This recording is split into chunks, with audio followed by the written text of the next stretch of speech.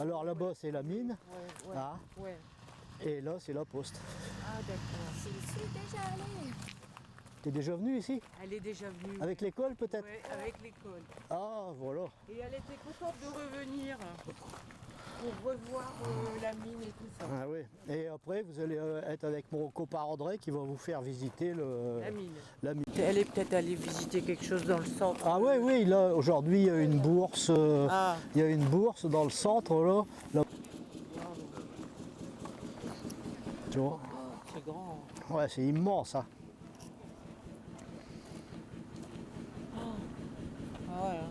Mais enfin, pour entretenir tout ça, c'est un sacré boulot, hein. Bah oui. Bon, alors, on va faire la visite des wagons postaux. Oui. On va commencer par ici. Alors, entrez là, les filles. Là, les deux. Voilà le soutien-gorge de Nathalie.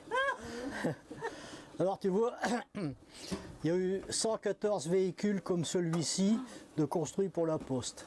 Ça s'appelle APA, Poste Atelier. Ah, parce qu'il y a des casiers de tri, on trié dedans. Et il y en a eu à 115e qui a été construit. Il n'avait pas de casier de tri. Ça s'appelait APE, Poste Entrepôt, où on entreposait des sacs pour le transport. D'accord?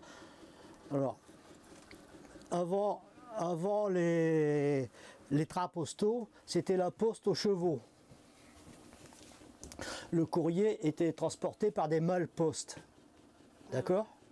Avant l'arrivée du chemin de fer au milieu du XIXe siècle, le cheval au galop était le moyen le plus rapide de se déplacer et de transmettre des informations. Cependant, des relais ont dû être installés sur la route, car un cheval soutient le galop sur de courtes distances. Louis XI, alors roi de France depuis 1461, voulait se tenir informé de ce qu'il se passait dans le royaume. Pour cela, il crée la poste royale. C'est en effet Henri IV qui sera à l'initiative de la poste aux lettres à la fin du XVIe siècle, administration chargée de transporter les lettres des particuliers. Mais revenons un instant au relais de poste et à notre ouvrage, où les distances entre chaque relais sont si précisément décrites.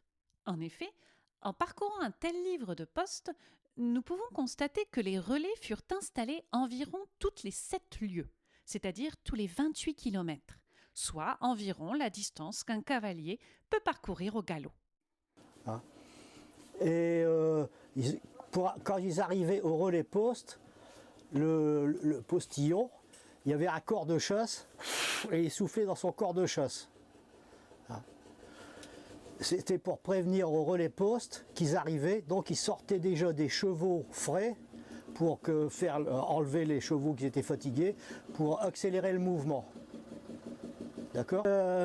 Le corps de chasse, hein, on a gardé ça comme emblème de la poste. Mais ça vient de la poste aux chevaux. Alors vous pouvez venir voir ici le lieutenant-colonel de la poste aux armées. Je ne l'avais pas vu. Le lieutenant-colonel de la poste aux armées. Et son blason, c'est quoi? Un corps de chasse. Le corps de chasse. D'accord? Alors la poste aux armées, comme il n'y a plus de guerre, elle a été mise en sommeil. Tu vois, les boutons, c'est des corps de chasse aussi. Ah. Hein? Ça a été mis en sommeil, tu vois, les cuissons, c'est un corps de chasse. Ouais. Hein?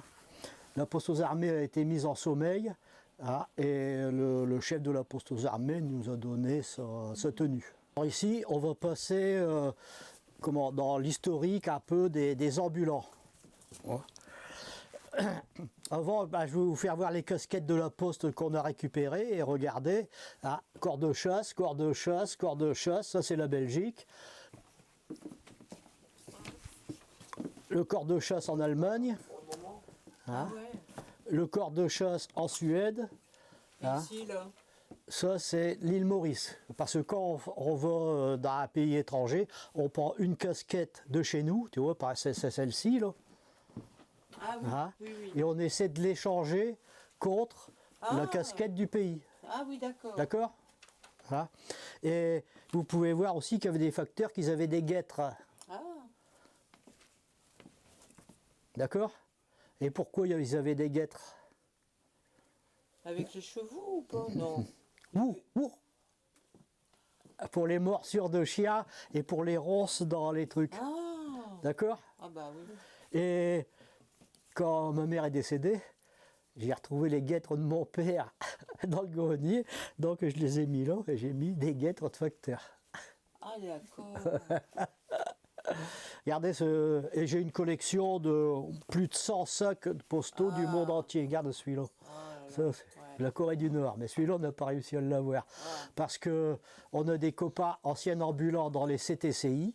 Hein. Les CTCI, ça veut dire Centre international de courrier. Hein. Et quand ils voient des sacs intéressants, ben, ils nous les envoient. C'est pour ça qu'on a des collections de sacs de la Poste de tous les pays. Valise diplomatique. Ah ouais. Alors, quand j'étais ambulant, voilà la carte de France avec toutes les lignes d'ambulants qui existaient à l'époque.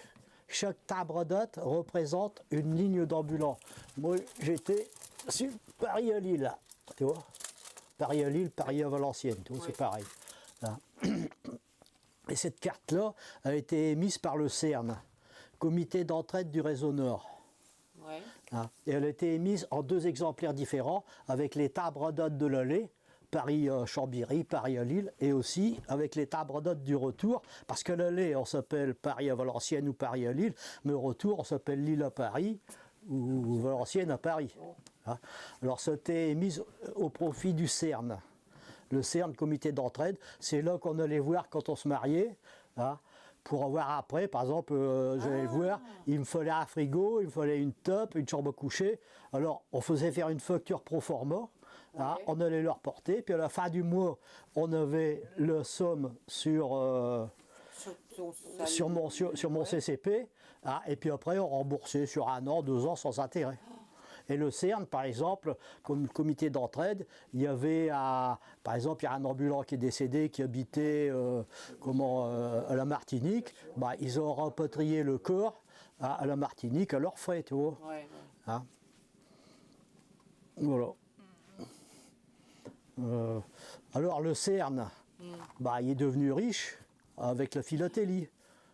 Et puis ces dernières années, les PTT ont dit c'est fini, on veut plus de comité d'entraide, on veut plus rien, il faut tout liquider. Donc ils nous ont donné des subventions à nous, aux différentes associations. Ils avaient des appartements en Bretagne et sur la Côte d'Azur. Tout ça, ça a été vendu parce que les postiers allaient là-bas une semaine à des prix défiant toute concurrence. C'était des postiers, je veux dire, qui n'avaient pas beaucoup de sous, quoi, tu vois. Alors tout ça, ça a été vendu.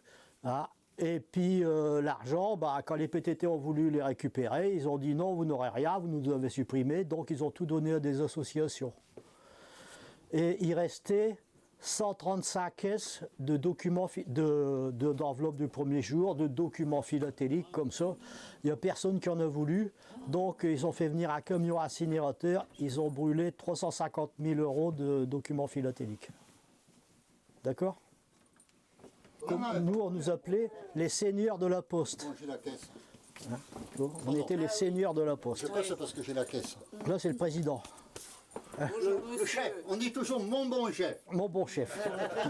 Alors, tri postal, une nuit avec les ambulants. 8/12/1980. Alors les filles, venez voir là. Est-ce que vous me reconnaissez là? Tu déconnes. Bah non, je déconne pas. Est-ce que tu me reconnais là? Oh, pas du tout. Ah si, bah si. J'ai pas changé, hein? Non. Ah si.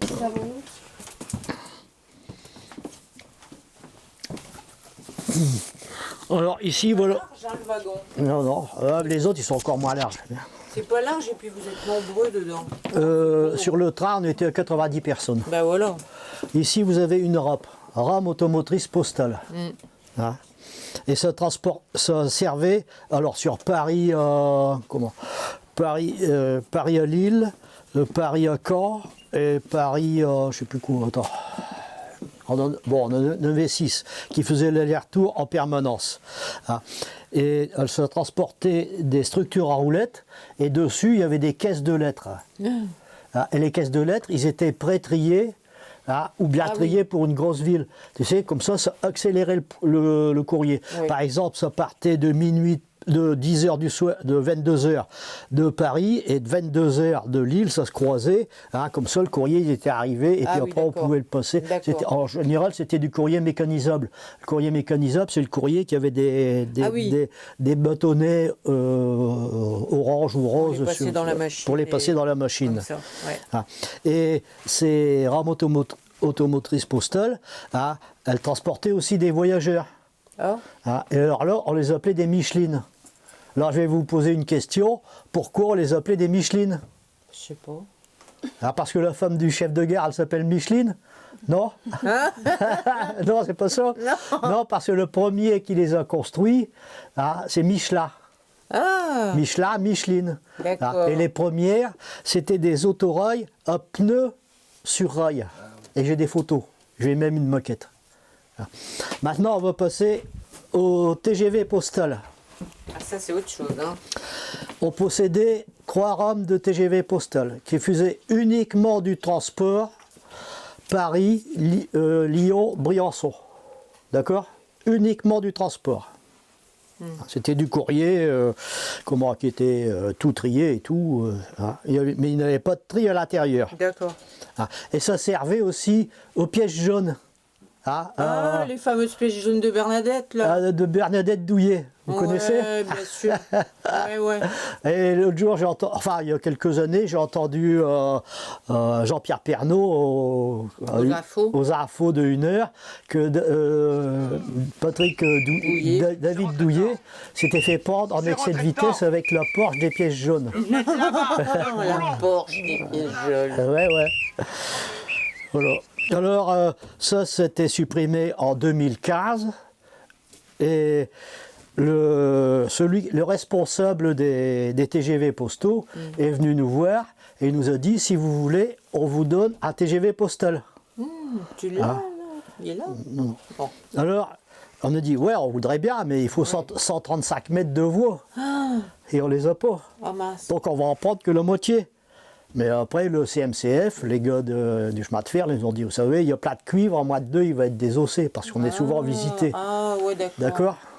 Même si c'est fermé avec des grilles, et Ouais, tout ouais, ça, bah, bien sûr. ça les arrête pas. Alors, comment je vais dire, il paraît que le CMCF sera intéressé et qu'il pourrait en stocker un, parce qu'il y en a toujours un dans la région parisienne, hein, et il serait stocké à Douai en attendant d'en faire quelque chose.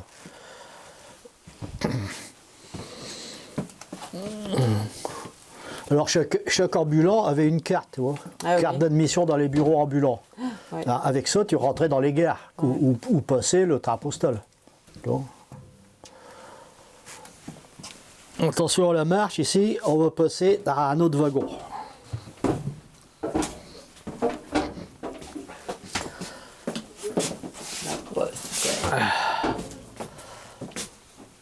Alors ici, c'est des wagons de 21 mètres. Ah, il y en a eu à peu près 600 construits pour la Poste.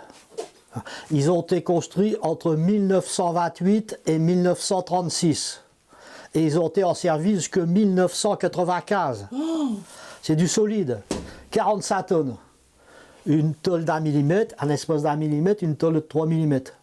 Ils sont même pas abîmés. Hein. Ben, ils sont plus solides que les nouveaux wagons, hein, parce qu'ils sont moins longs. Là-bas, il y a plus de contraintes, tu sais, sur les tôles. Ah oui. C'est de moins bonne qualité que ceux-ci. Que ceci. Là, c'est increvable. Ah oui, ça c'est increvable. Alors, à peu près 600 véhicules comme ça, j'ai pas le nombre exact, qui ont été construits pour la Poste, hein, aussi bien en PA, poste atelier comme là, et en PE, poste entrepôt, vous allez voir après. La tête du fourgon postal. Ouais, ça c'est en Angleterre. Ça. Ah. Alors, après, ces wagons, ils ont été construits pour une partie à Toulouse et l'autre partie à Crépin, à Blanc-Misseron, par les ANF de Crépin, atelier du nord de la France où mon grand-père, donc ton arrière-arrière-grand-père, travaillait. D'accord? Ouais.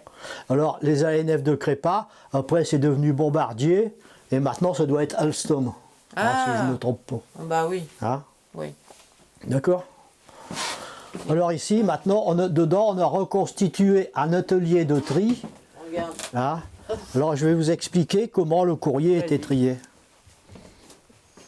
Et t'as travaillé dans un train comme ça? Ouais, mais j'ai travaillé 25 ans moi là-dedans. Alors, comme sur le train postal, Donc il y avait des Il y a- personnes là, des personnes ouais, ouais, là. il y avait 3 services différents. Hein. On a mis des casiers de tri, aussi bien des 3 services, aussi bien de l'aller Ah que bah du oui. retour. Bah ouais. Hein. Alors, on ne pouvait pas mettre tous les casiers de tri, donc on a mis à concentrer. Alors là, vous avez le service d'étrangers. Alors moi, je ne l'ai jamais trié, ce truc-là. Ah ouais, mais d'accord. comment je vais dire, il y a Eli qui est bien plus fort que moi. Il va me faire un papier que je dois apprendre par cœur pour le tri de l'étranger. D'accord. Et maintenant, je vais vous parler du tri des paris. Voilà, ici. Alors ça, c'était le casier que tout ambulant stagiaire devait apprendre par cœur pour être titularisé. Ah bon? Il fallait apprendre en premier examen 1800 rues de Paris, à trier par arrondissement, sur les 20 arrondissements, et après les 3000 rues de Paris à trier, en sachant qu'il y a des rues qui sont sur 4 arrondissements, qu'il y a des rues qui sont le côté impair dans un arrondissement, les pairs dans un autre, en sachant qu'il y a des rues qui sont coupées au numéro 47, mettons. Hein, en sachant qu'il y a des rues qui commencent à Paris et qui finissent à Pantin. Bah oui, forcément. Et vous pouvez voir que ce n'est pas de A à 20. Bah D'accord? Oui. Hein? Parce que comme on trie 500 lettres au quart d'heure, en moyenne, sur un casier, il faut toujours économiser le geste. Ah, Donc, oui. les trucs pour un droitier, les plus productifs, ils sont là. Ouais, ouais. Et les moins productives, elles sont là-bas. Mais si c'est à gaucher, c'est inversé. D'accord? Tu vois, regarde. Voilà, on prend tout ça par cœur. 500 lettres au quart d'heure avec moins de 1% d'erreur. Si tu faisais 6 erreurs, tu étais jeté. Ah bon? Ah ouais, il fallait recommencer. Alors, vous pouvez voir qu'on trie sur des tapis. Bah oui, pourquoi? Ah, alors, c'est en premier pour les vibrations, pour la colonne vertébrale. Ah ouais. Deuxièmement, pour se penser à protéger du froid en hiver. Ouais. Et on triait toujours debout. Parce que trier assis, ça ne va pas. Non. Mais il y a quand même un siège Oh, comme un vélo. Ah, c'est excellent. qu'on se servait certainement pour manger. Ah, Tu vois, voilà. Alors on mangeait là, ou bien on mangeait par terre, dans la poussière et tout. mon Dieu. Ah ouais, c'était comme ça. Alors ça, à votre idée, comment ça s'appelle? En langage ambulant? Une bicyclette, Non, un casse-couille. ça s'appelle un trousse-couille. C'est ce que vous allez retenir, les filles du train postal. Un trousse-couille, d'accord? T'en souviendras? Bon, et toi aussi? Parce que je dis ça, parce que à la mine, quand on veut visiter les mines, mon ami André, il fait visiter tous ces trucs à des classes du oui. CM1, du CM2 ou du CP, je ne Oui. sais plus. Et puis à la sortie, dans les trucs de bois, il y a une souris. Alors il sort la souris, enfin une souris en... Ah, bon. Pas une vraie. Alors il sort la souris, puis il fait, regardez, il y a une souris les enfants. Puis il a fait sauter en l'air. Alors quand les enfants ils sortent, il dit, qu'est-ce que vous avez retenu de la visite? La souris. Maintenant, je vais vous raconter une autre histoire qui va vous faire rire aussi. Il y a des ambulants du Primo. Le Primo, moi je n'ai fait 6 voyages au Primo, parce qu'ici on est le secondo, donc c'est le train de nuit, le secondo. Ah oui, d'accord. Mais le Primo, c'était le train de jour. Il n'avait qu'un seul wagon. Et je suis peut-être encore un des seuls ambulants qui travaillait sur le Primo et qui a encore été tiré. Moi, j'ai travaillé sur le Primo, 3 voyages. Ouais, moi aussi. Pas me lever. Et que j'ai été tiré par une machine à vapeur de Lille jusqu'au Turquois. La ligne n'était pas encore électrifiée. D'accord? Ouais. Alors, tous les jours, le train postal, il passe toujours. Et il y a une garde-barrière qui ferme la barrière. Il y avait encore des gardes-barrières. Alors, les ambulants, comme c'est des gars espiègles, ils ont dit on va y faire une farce. Quand on va passer, on va ouvrir la portière, puis on va baisser notre pantalon. On va lui faire voir notre cul. Donc, ils passent et ils baissent leur pantalon. Alors, le garde-barrière, choqué, le téléphone à son chef pour lui raconter. Alors son chef, qu'est-ce qu'il fait? Il fait un papier en disant qu'il y avait des ambulants qui se sont déculottés devant la garde-barrière. Donc le papier, tout le monde rigole, bien sûr, partout.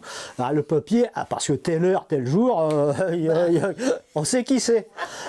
Donc le chef de service est obligé de répondre à ce qui s'est passé. Donc le chef de service, bien embêté, il dit « Bon, le garde-barrière doit être myope, hein, parce que sur mon service, il y a 2 chauves et ils se sont baissés en même temps. » Excellent. Maintenant, on va passer aux différentes positions de travail. Ouais.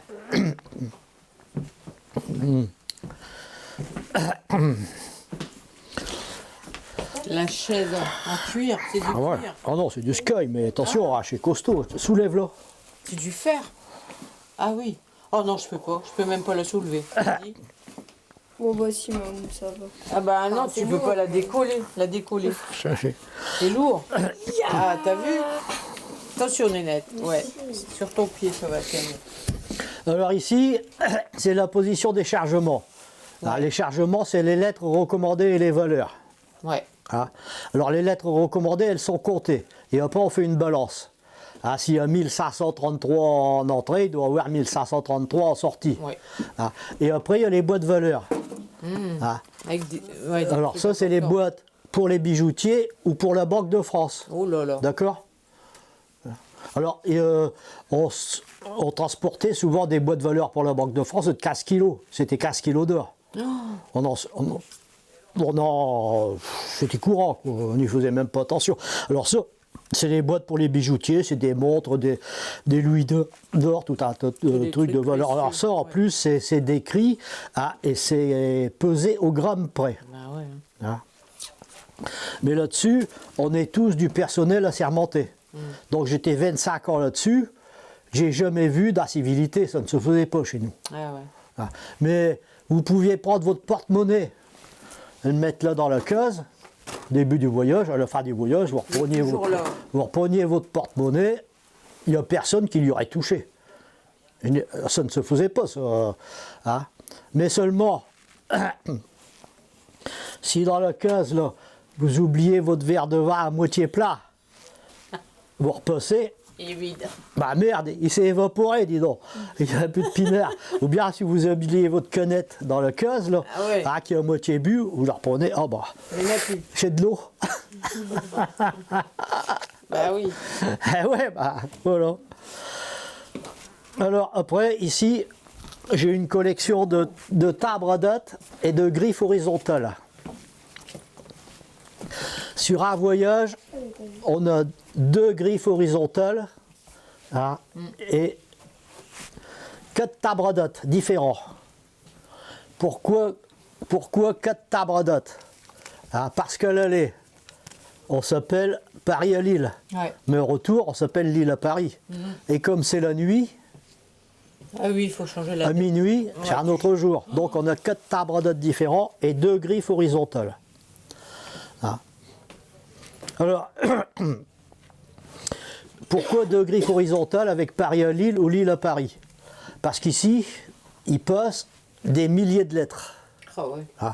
Alors, il arrive que des lettres ne soient pas oblitérées, que le timbre à date ne soit pas mis dessus. Donc, comme le cachet de la poste faisant foi devant la justice, on n'a pas le droit de mettre notre timbre à date à nous. Donc, qu'est-ce qu'on fait pour annuler le timbre? On prend la griffe horizontale Paris à Lille, on retourne la lettre et derrière on met le timbre à date. Comme ça, devant la justice, cette lettre a été trouvée sur le Paris à Lille tel jour. Mais elle n'a pas été postée chez nous. D'accord? Pour ça. Alors ici, vous avez la position du chef de brigade. Alors c'est un inspecteur ou un inspecteur central ou un contrôleur. Ça dépend des effectifs, quoi. Alors son rôle, c'est de faire le cahier avec toutes les affectations. Ouais. Pour savoir qui a fait quoi 15 jours plus tard, s'il y a une erreur. Et aussi, c'est de faire la feuille de service. toujours les noms, les grades, les affectations et les signatures. Ça, c'est très important, c'est pour être payé. Ah oui. D'accord? Ah, et après, il prend le cahier d'incident et s'il y a un problème, tout est écrit, tout est répertorié. Ah, puis c'est fait très très sérieusement. Hein. Vous pouvez voir ça. Hein. Quand il y a un incident. Quel genre d'incident on peut avoir sur le wagon? Oh, bah, qu'on n'a pas fini le boulot, qu'il y a des sacs qui ne sont pas arrivés, tu vois. Oui, tout est noté. Tout est noté. Hein. Bah, ils sont couverts comme ça. Ouais, ouais, on est couvert.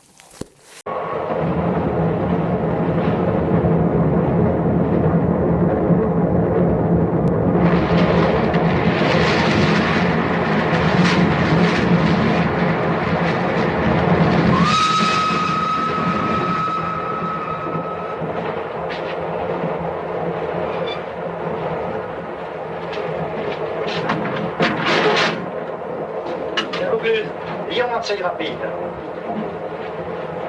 Chef, le dépêche d'Alès, il est pas supprimé? Non, non. Tiens, voilà une lettre d'amour. À quoi tu vois ça? À l'odeur, c'est pas... Ah oui?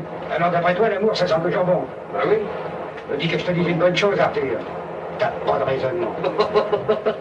Toi, papa, tu parles comme un bœuf. Un bœuf, moi? J'ai jamais été marié. Ben quoi, il a raison, ça ne fait rien. D'abord qu'il y a une voix d'outre-tombe. Je parle peut-être comme un bœuf.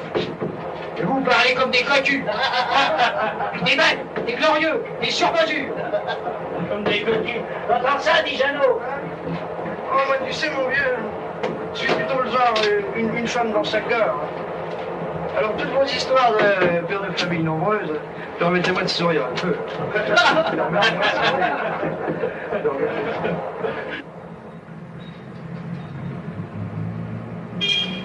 Ah, mais ici dessus, tout le monde est assis ou tout le monde travaille. Il n'y a pas de poste droit. D'accord. D'accord? Alors, bon, après, les liasses de lettres, on les faisait avec des élastiques. Ah, mais avant ça, c'était des liasses faites à la main. Alors, je vais vous faire voir comment on faisait les liasses. T'as fait avec de la coque? Ah ouais, j'ai fait avec de la corde pendant des années. Si j'ai pas perdu la main, alors là, ici, ça s'appelle une Rolls. La bobine, c'est une bobine d'1 kilomètre. Alors, regardez comment on fait.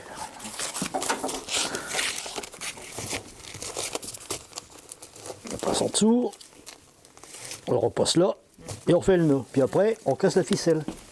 À la main. Ouais. Wow. Vas-y, casse la ficelle. Bah, alors. Allez, toi. Non, tu sauras pas non plus. Ah. Bah alors, t'as pas vu, moi j'ai cassé tout seul, j'ai pas de couteau, regarde.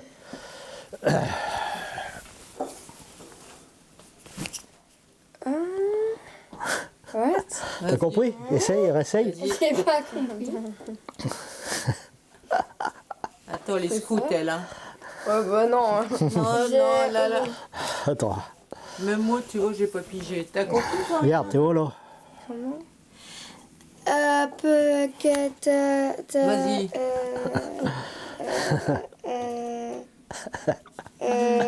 Bon, c'est bon, allez, ça va pas le faire. Alors tu vois, bon, quand les cases ils sont pleines, tu vois, une liasse pour Wavra, mettons. Bon, on le prend, puis on cherche le sac de Wavra, et puis on le met dans le sac pour Wavra, tu vois, par exemple. Alors vous pouvez voir que comme on est un service autonome, ici, on a une pharmacie. Ah, d'accord. Hein.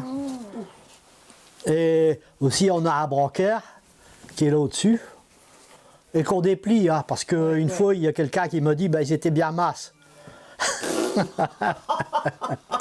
Mais enfin, je ne l'ai vu servir que pour des malaises éthyliques. Hein. Ah bon. Ouais, voilà. Il n'y a pas Bon. eu d'autres trucs. Non. Bon, alors maintenant, je vais vous expliquer comment le courrier du Nord était trié.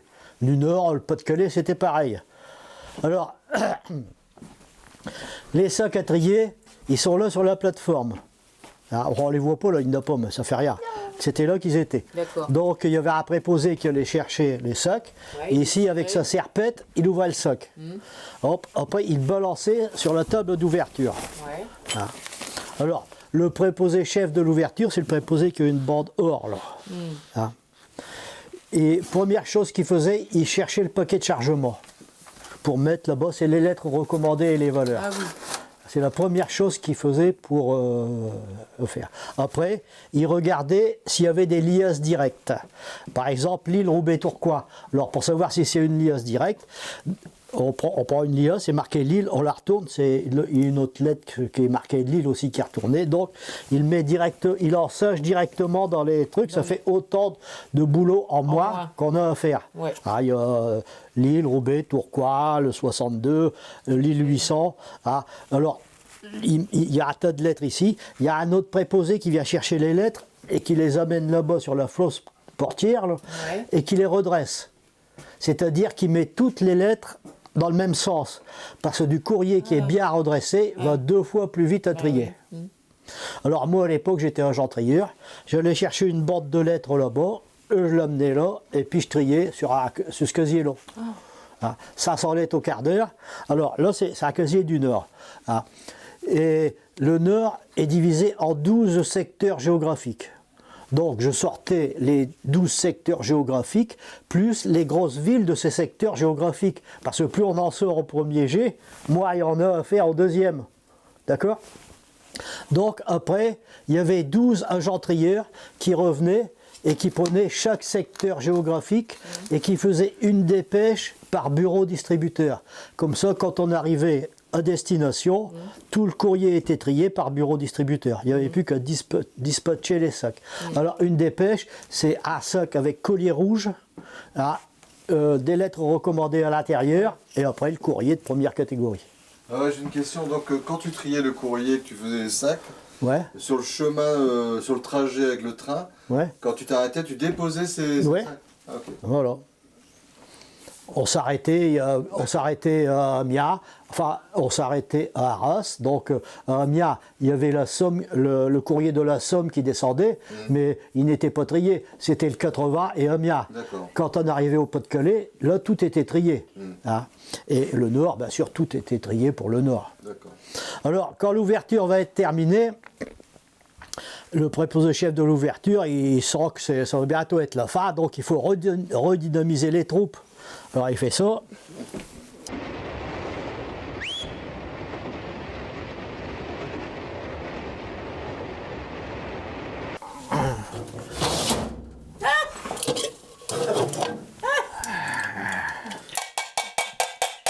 Tout le monde s'amène avec son cœur. Hop, moitié ricard, moitié haut, pouf. Ah ouais, mon Dieu. Et il s'envoyait ça. D'accord. Hein? Bah ouais. Bah seulement à boire des litres de Ricard, fumer comme des pompiers, bah moi je suis un dinosaure, tous les autres ils sont une Docora qui vient de mourir là. Bah oui. Tu vois. Voilà. Ah oui, ça a lieu lourd. Ouais, et puis on fumait et tout, et puis... Là-dedans, hein. Ah ouais, et puis, comment je veux dire, il n'y a pas que ça, hein. Il y a des canettes, il y a du pinard, il y a de tout. Hein.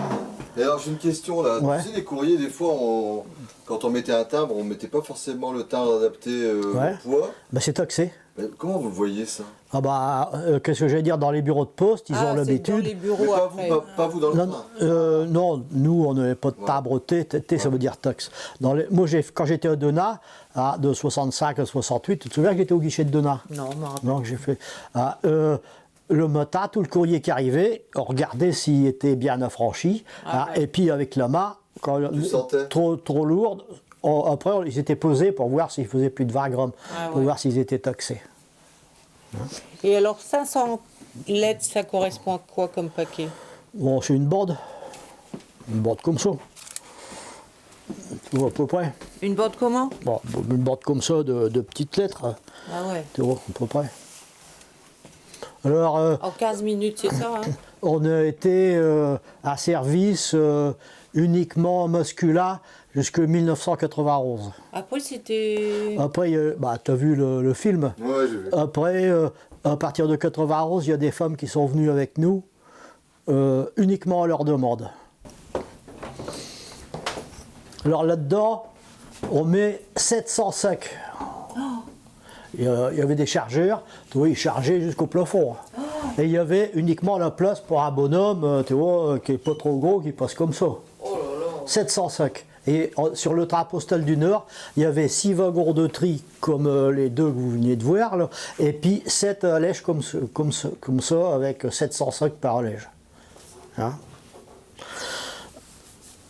Alors, tout à l'heure, je vous ai parlé des Michelin, là.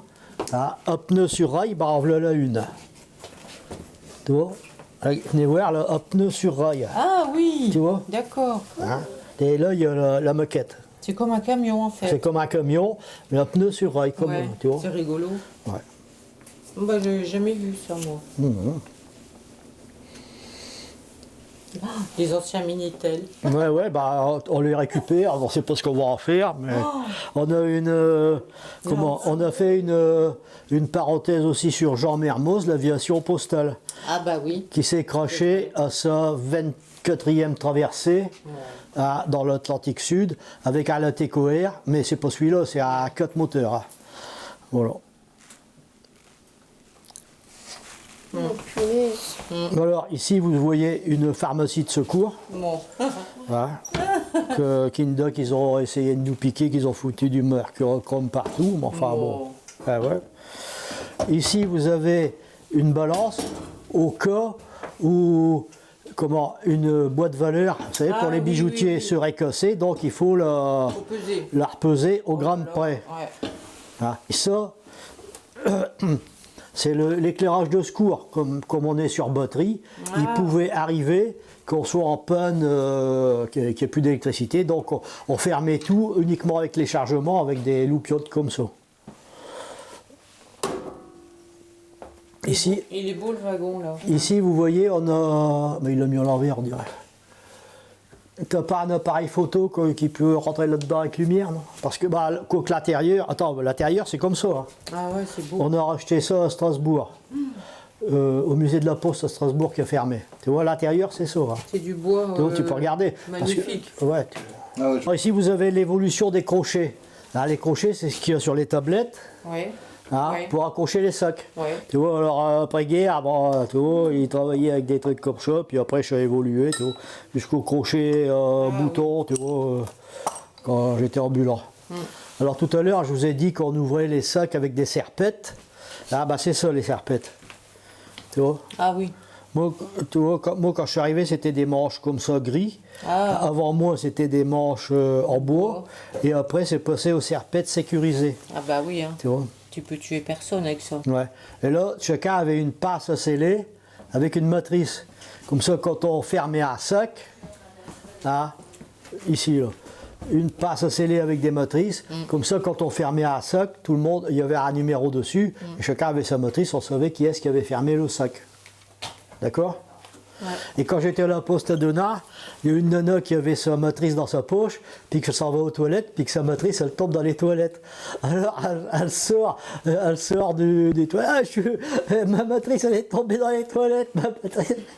Alors ici vous voyez une boîte de millésimes de 1 à 31 et puis les 12 mots. C'est avec ça qu'on confectionnait les timbres à date. Oh. D'accord? Hein? Alors dessus c'était marqué haut, bas, haut et puis bas. Parce qu'il y en a qui alternaient le truc, donc ils l'ouvraient tout il tombait.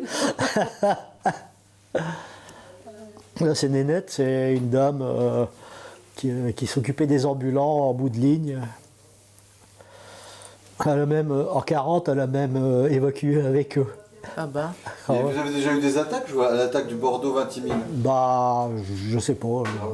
Bah, tu sais s'ils transportaient des trucs de bijoutiers. Non, mais c'était plutôt en Angleterre qu'il y a eu des attaques. Ah, bah bon, là, c'est Bordeaux 20 000, c'est peut-être un film, peut-être, non? Bah, je pense pas. Hein.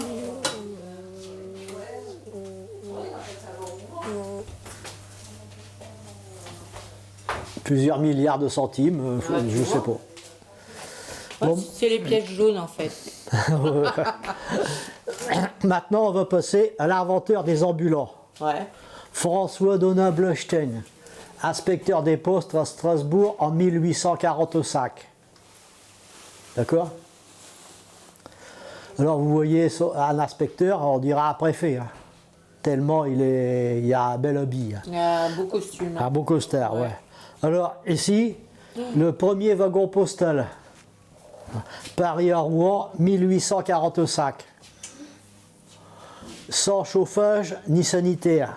Ah oui, bah oui. Hein. Alors, en arrivant en guerre, hein, ils ouvraient les portières, puis ils pissaient par les portières sur les bourgeois. Oh. Alors, on a trouvé des ordres de service que c'était pas bien, qu'il fallait pas faire ça. Ils peuvent faire pipi sur les bourgeois.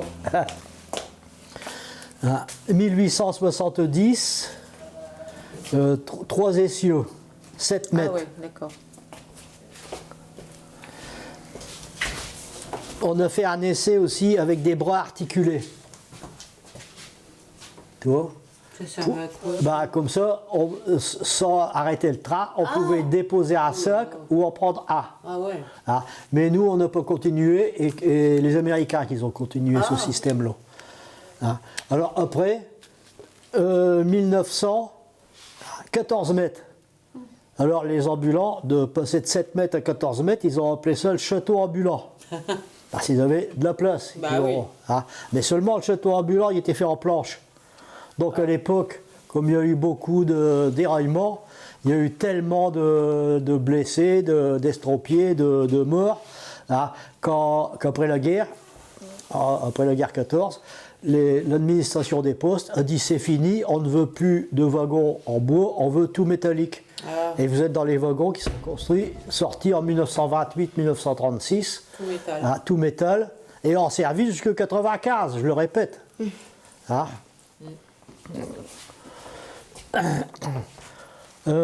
Maintenant, je vais vous faire voir la carte de France avec toutes les liaisons postales qui existaient quand j'étais ambulant. L'ancienne, d'où il est. Alors, en rouge, les TPA, train poste autonome sans voyageurs. Ouais. En jaune, les rames, rames automotrices postales, les Michelin que vous avez parlé tout à l'heure, on en avait deux là et deux là. Et en bleu, les CC. Les CC, ça veut dire courrier convoyeur. Hein, c'est les gars qui avaient, dans un train de voyageurs, hein, il y a un compartiment qui est réservé pour la poste. Et là, cette ligne-là, c'était Paris-Jeumont-Urqueline. Donc le courrier pour la Belgique, arrivé à Jeumont-Urqueline, il donnait au postier belge, et le belge donnait le courrier, puis il revenait. D'accord, hein. En vert, les ambulants solo, c'est-à-dire un train de voyageurs et un ou deux wagons d'ambulants. Ah oui, d'accord. Hein, insérés dans le train de voyageurs. D'accord. Alors, avec ce réseau de chemin de fer postal, on s'est dit on va faire du J+A. Qu'est-ce que le J+A? C'est une lettre qui est postée à Paris avant la dernière levée. Hein. Le destinataire doit le recevoir le lendemain au passage du facteur. Hein. Parce que la devise de la France c'est liberté, égalité, fraternité. Égalité, tout le monde fallait qu'il soit égaux devant le courrier. Ah oui. D'accord? Seulement, ici et en Bretagne, on n'arrivait pas à faire du J+A. Donc qu'est-ce qu'on a fait? On a mis des camions, des autobus et des semi-remorques avec des postiers qui triaient le courrier à l'intérieur pour faire du J+A.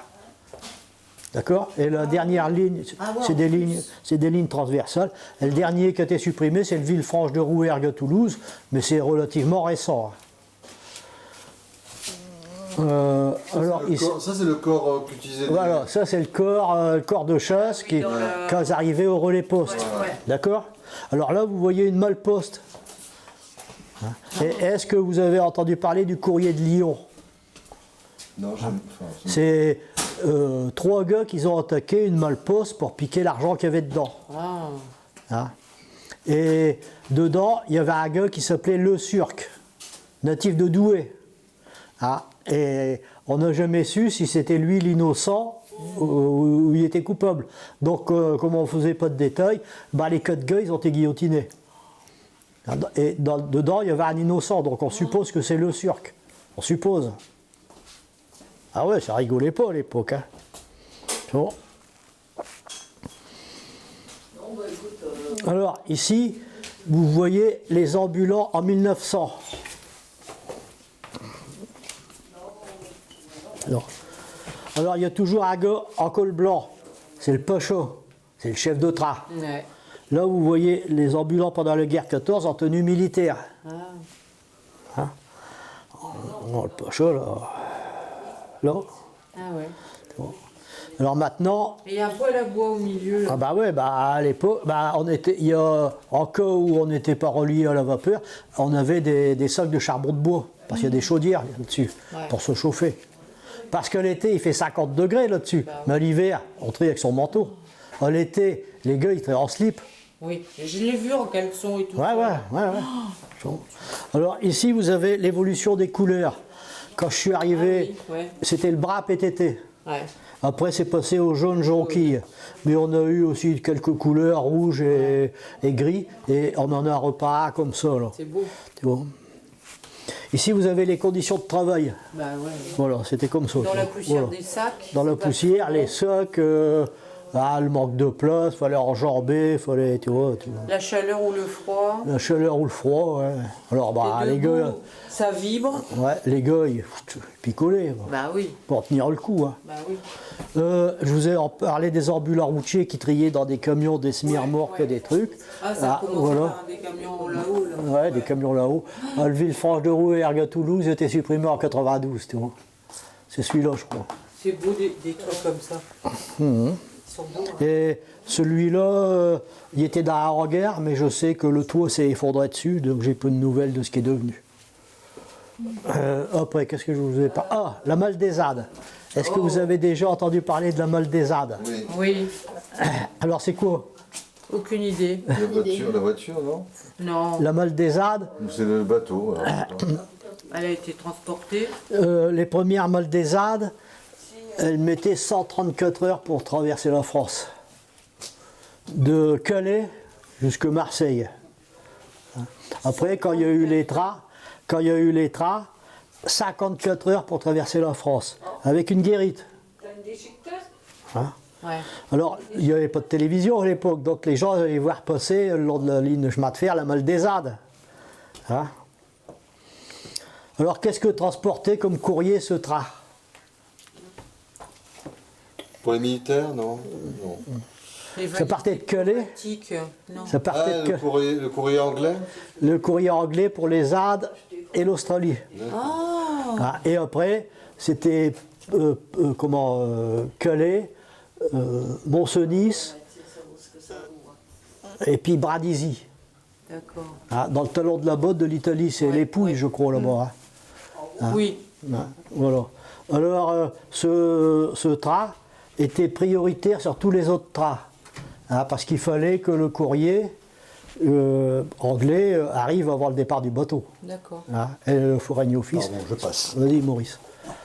Il fallait que le courrier arrive le plus vite possible, quoi. Ah, et la dernière Maldésade, on l'a retrouvée à Paris-Évangile quand on a été supprimé. Donc l'association a demandé au directeur s'il voulait nous la vendre. Donc il nous l'a vendue pour 1 euro, pour 1 franc à l'époque. Donc on a la dernière qui est là, et il n'y en a plus d'autres. Hein. C'est la dernière. Alors vous voyez ici le coffre-fort qu'il y avait dans la Maldésade. Et il est actuellement au musée de la Poste à Paris. Alors la Maldésade, c'est ça. Tu vois, ça c'est la dernière. La dernière qu'on a récupérée. Ah, et elle servait à faire les exercices d'incendie. D'accord. Ah, et nous, on l'a remis en peinture. Elle date de 1928. Elles sont vertes. Ah, et après, elles sont devenues jaunes. Ah. Alors pourquoi avant elles étaient vertes et que maintenant elles sont jaunes? Ah, pourquoi? Je sais pas. Là, franchement... Ah, ne me dis pas que parce qu'avant elles étaient vert bouteille et que maintenant elles sont jaune Ricard. Non, non, c'est pas ça. Hein. C'est pas ça. Hein. C'est faux. On les voit plus facilement? Non, parce qu'avant on faisait partie du ministère des Finances. Alors toutes les voitures du ministère des Finances, elles étaient vertes. Et après, en 62-63, on a basculé au ministère des PTT, donc elles sont devenues jaunes. Et les facteurs qu'ils avaient à Képi sont passés à la casquette. Ouais. D'accord? Ouais, mais tu vas me dire, ouais, mais là, une donne blanche. Je sais pas, mets-le là. Et là aussi, Oui. puis là aussi, une donne blanche. Pendant la guerre, non? Non, l'Algérie française. Ah, Et ça, tu vois, c'est des 4x4. Ça, c'est un 4x4. Et ça, c'est une 2 chevaux 4x4. Avec moteur à l'avant et moteur à l'arrière.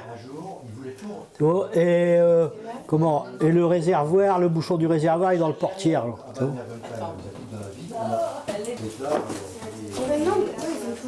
Ici, vous avez une collection de véhicules. Hein, il y a un peu de plusieurs pays. Hein.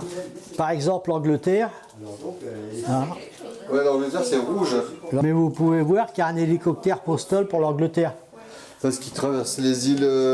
C'est pour les îles Shetland et les plateformes pétrolifères en mer du Nord. Et vous pouvez voir qu'en Sarre, il y a un autobus de la même couleur que nos couleurs françaises, vert. Là. D'accord Ouais. Tu le vois là? Ouais, je vois, ouais. Parce que la Sarre, elle fait partie de la France. D'accord. Là, en 1919. Quoi. Puis D'accord, après, ils ont d'accord. fait un référendum pour redevenir allemand. En Suisse, c'est des autobus qui transportent des passagers et de la poste. Qu'est-ce que je peux dire aussi là-dessus? Ce qui est bien, hein. Ouais.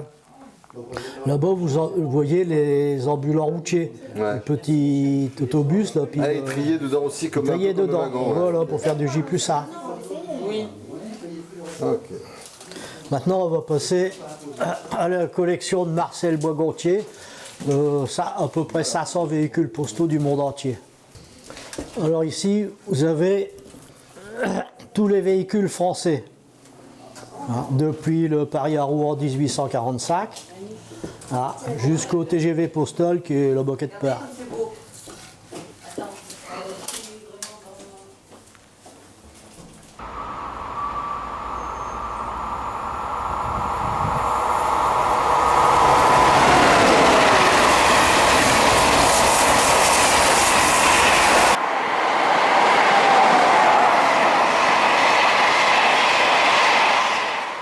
Alors ici c'est tous les trains C'est la français. Belgique là-bas avec le corps, non? Non, ça c'est l'Allemagne. L'Allemagne. Il y a le train postal avec couleur militaire là-bas, tu vois. Puis les anciennes couleurs et les nouvelles. Quoi. Alors ici vous avez une impressionnante collection de véhicules allemands. Il y a la première ligne, c'est DHL parce que la poste allemande a racheté DHL. Après, c'est les véhicules de l'Empire allemand, de Guillaume, c'est le Big Moustache. Là. Et après, le Troisième Reich, l'Allemagne de l'Est, Allemagne de l'Ouest et Allemagne réunifiée.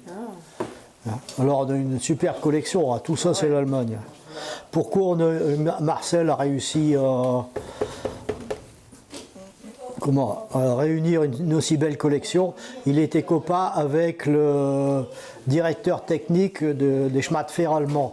Donc le gars, il y avait toutes les maquettes, les plans de tous les wagons, avec les numéros des couleurs, avec les inscriptions qu'il y avait dessus. Et avec ça, ils allaient faire voir les maquettistes qui sortaient des séries.